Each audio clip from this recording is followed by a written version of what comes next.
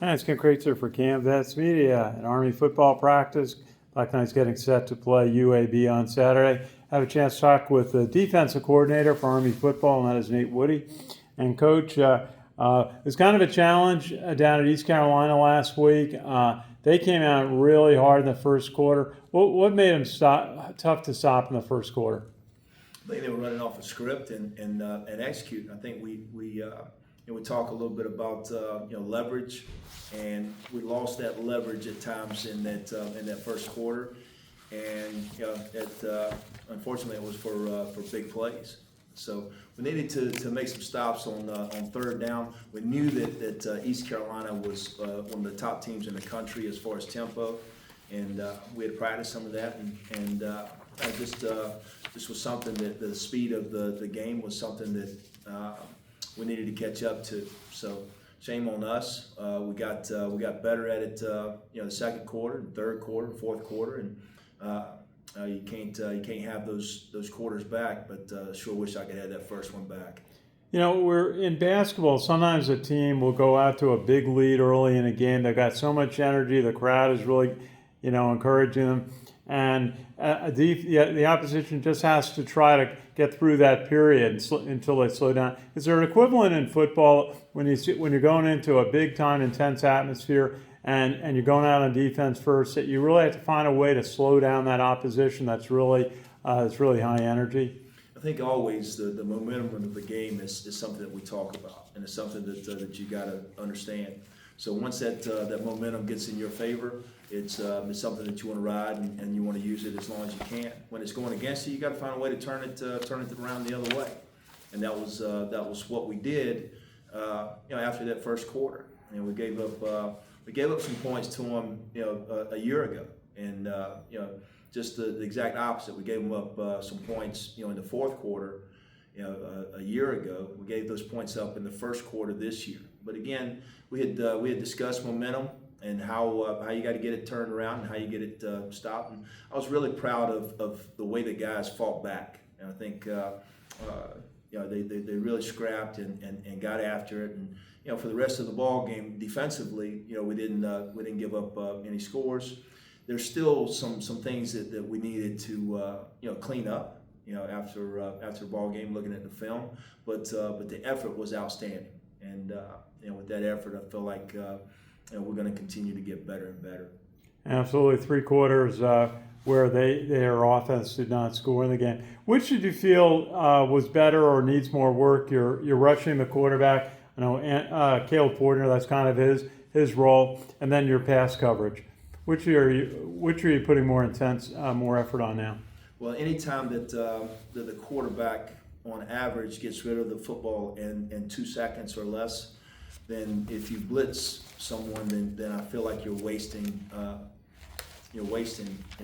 guy in coverage, because the ball's coming out now, and so the quarterback had an average of getting the ball out in a little less. I guess it was around 2.06 seconds, coming into our ball game.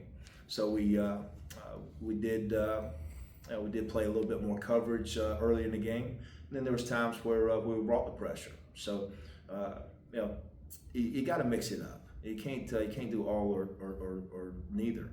So that hopefully you're calling it at the right time. Well, this week you're going up against a team with a head coach that played in the NFL. In Trent Dilfer, the Baltimore Ravens, at a very high level, and their team scores a lot of points. They're passing for 320 yards a game, 152 I think 110. Jalen Kitna, 108 of 150 passes, 8 touchdowns, 314 yards a game. What do you see in the UAB offense? I think one of the main things I saw was they've already got a couple wins under the belt, and they had an outing against the University of Tennessee, who I think is an outstanding football team, and they put up 24 points against those guys, and they moved the football. They scored some big play touchdowns, so they got some explosive players. I know a year ago they had some of the fastest guys in the country at receiver, And they still got guys that are incredibly explosive. The quarterback's good, and I have a lot of respect for Coach Dilfer. So I know they'll come in, and I'm not as concerned about stats as much as I am the score. If we keep their offense from getting into the end zone, then our offense is good enough to win some ball games for us. So that's the plan. We talked with Caleb Fortner last night, and he talked about his message to his teammates is execution, just to execute their jobs, and they will go well. How do you feel about that? I think that's a good thing to do. I think when you execute, you come out of ball games a heck of a lot more happy than what we've done the last few games. But I will say this again. You're looking at that first team that we played was a team that's putting up an awful lot of points against people, and we had we were close. Close is not where you want to be. You want to win the game. You want to come back and look at it as a win. But the next one that we lost against North Texas was again, it was a overtime game where we're really close, and coming out with a win. So what you can't do is get discouraged, and our guys are not discouraged one bit. They're playing hard, they're practicing hard, and we look forward to our next opportunity. Good. Thank you, Coach. Sure. Ken McMillan, go ahead. Hey, Coach. Ken McMillan from the Record. Hey, Ken. Hey, Nate, you were just talking about Kitten. From watching him last year in person and now seeing him on film, is he the same type of quarterback? Is he better? I think he's a good quarterback. I think he runs the system well. I think he's again they're putting up good stats. They're putting up points on the board. So it's their program has gotten better, and they're and against University of Tennessee, it's really interesting to see that many points on the board.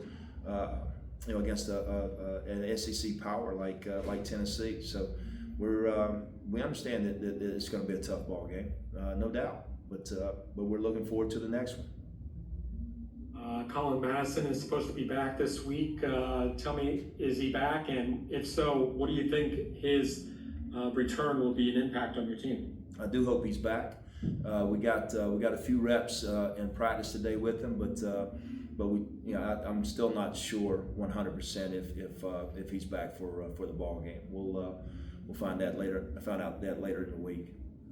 If he is back, does he make that much of an impact to solidify your defense? I think he does make a major impact for us. But if you look in this last ball game, Nadozie stepped in there and got an interception at a critical point of the ball game. So. Colin is an outstanding tackler. He's a good football player for us. He's a confident football player for us, and I think he makes us better. But Stephen Nadozie stepped in and did some good things for us too.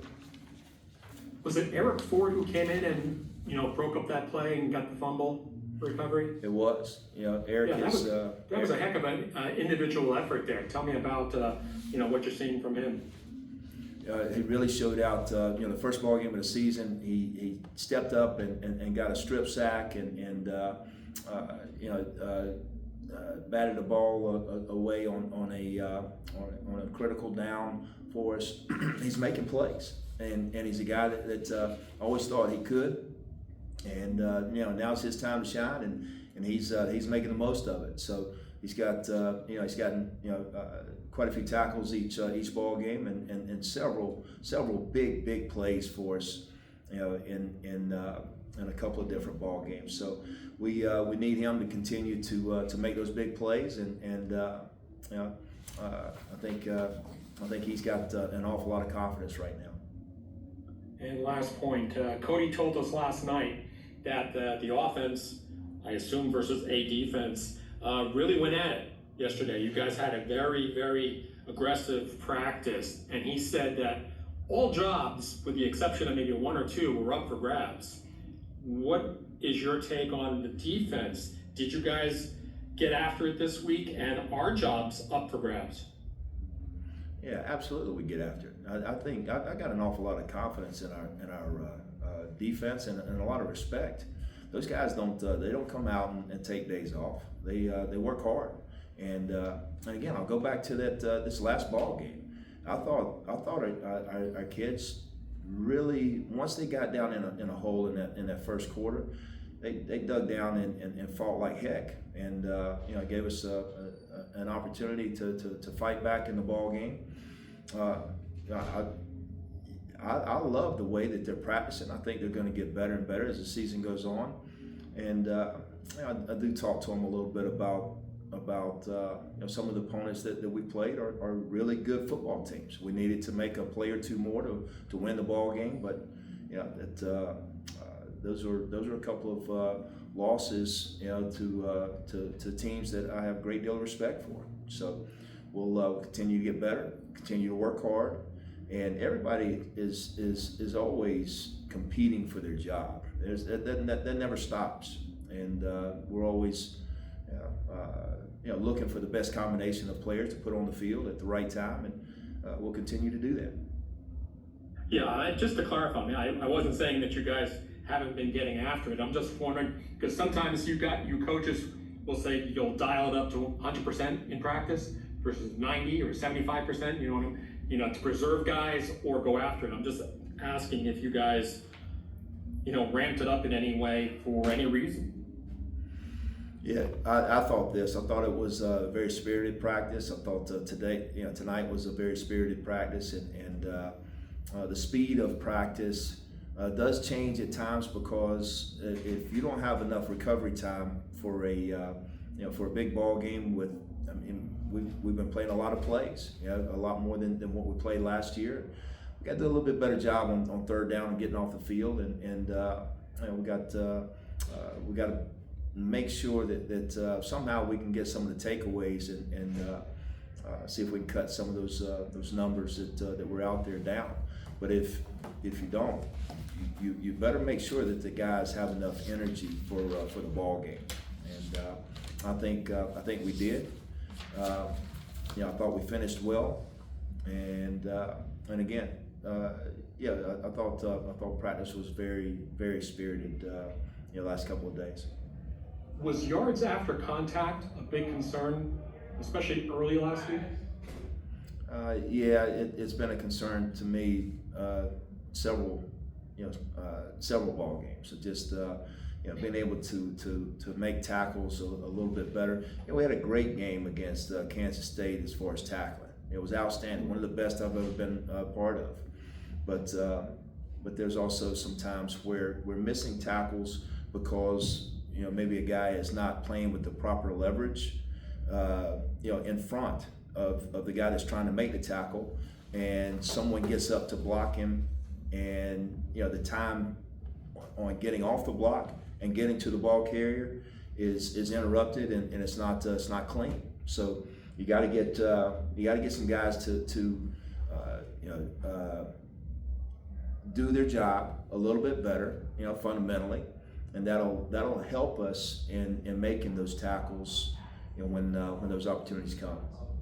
So it's really that 1 of 11 concept. Absolutely, no doubt. I mean, if guys up front do their job, and the next level plays with the proper leverage, not every time is it going to be a perfect tackle, but there's some times where I've been very, very pleased with our tackling, and then there's some improvement that we got to make as well. Excellent. Anything else you want to add, Nate?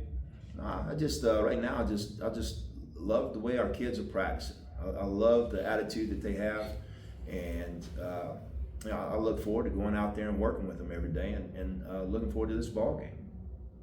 Awesome. Nate, thanks for the time. Sure. Thanks, you. Ken. Thanks, Coach. Have a good night. Bye-bye. Hey, James.